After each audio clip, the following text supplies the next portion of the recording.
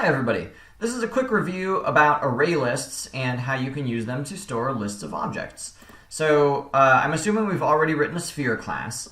If you didn't know about arrays or array lists and you wanted lots of sphere objects, the only thing you could do would be to have a whole bunch of variables defined where you're creating new spheres, and that would be terrible. So let me show you how you can use an array list to create as many spheres as you want and store them in a list. So the syntax for creating an array list is ArrayList with capital A and capital L.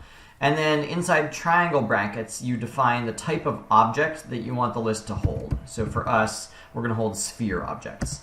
And I'm going to call this sphere list. You should generally name your variable something that indicates that it's a list. So sometimes it's enough to say spheres, the S indicating plural, so that there's multiple of them. I think there's nothing wrong with calling it list. And you'd say new array list. And in older versions of Java, you have to define the data type again here. In newer versions of Java, you can leave that blank and that will work fine. You have to import ArrayList by hitting Alt, Enter, and saying import. Okay, so when you create your list, it starts out empty, and you can verify that by printing out sphere list. And then if I wanted to add some spheres, I could do this. I could say spherelist.add, and then I give it the thing I want to add. So let's add a couple, and this is good practice for using tab if you want. See how little I'm typing? And then I can type s out and then sphere list again.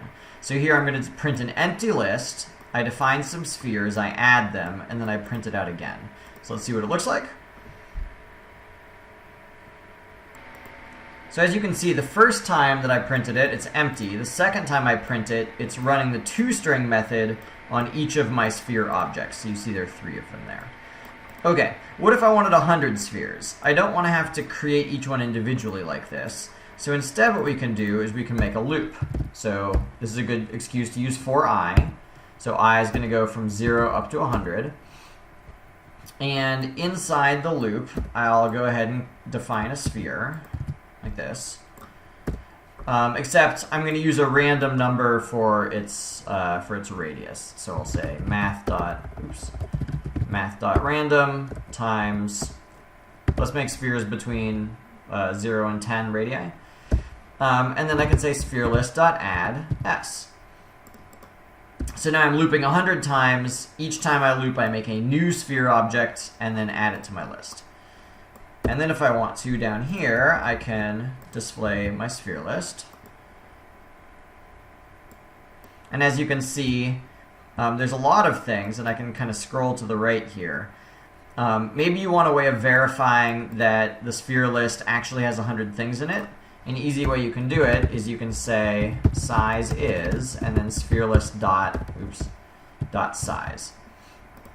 So dot size is the way of asking how many things in your list. And we can run it again, and you can see that now it says size is 100.